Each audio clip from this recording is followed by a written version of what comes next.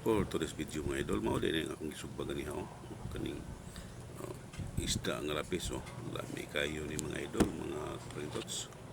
Ug napay may pansit ug kanon o naisawsawan tuyo lang itong sawsawan mga idol, o napay sinugbang matambaka mga kaprintots. Dali na balik ninyo sa akong pagkaon mga idol, mga kaprintots. O magampo sa ta. Sige, let's go na. Bang bakbaka na mga idol, o kao na katanawan nga kung sinugba karon nga lami kayo mga idol, mga kaparingtots. So nahon nato ning isda nga lapis nga pating lamia kayo ni sa sinugba mga idol, mga kaparingtots.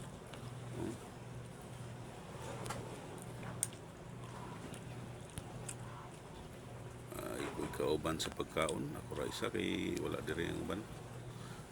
Naigila kaw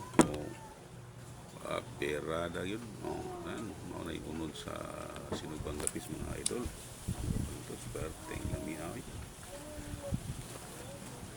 lami yun kayo ang sinugbang lapis tungod sa presko niya. Fresh na fresh ang sinugbang lapis.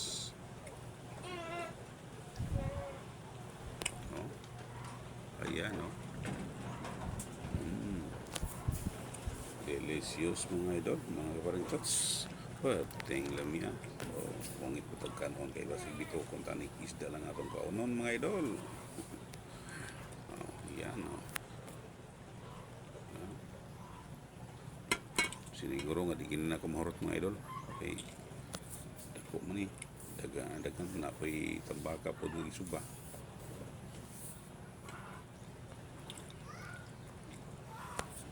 Yan sa ako man mga idol, tanaw-tanaw lang mo diya kay ako raman diri sa ako raman nagkaon diri. Kung gusto mo makaon og sinumbang isda mga idol, comment lang mo sa comment section mga idol, mga kaparingtots.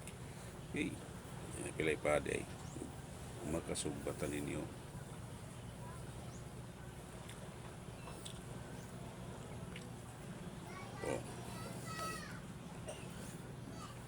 Wagay kumupunit sa gatong kwan kanang pansit kay kaning isda mo yung gibanatan mga idol, mga kaparintots. Kay perting lamiya tamis kayo sabaw o napa wahaon ako ning iyang kwan kanang bihod.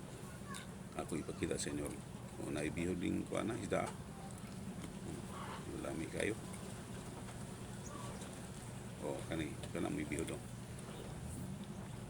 bihod. Wow, yellow. Thank you for watching sa inyong mga idol, o salamat sa inyong suporta. Bye bye. Paki-comment na lang, like.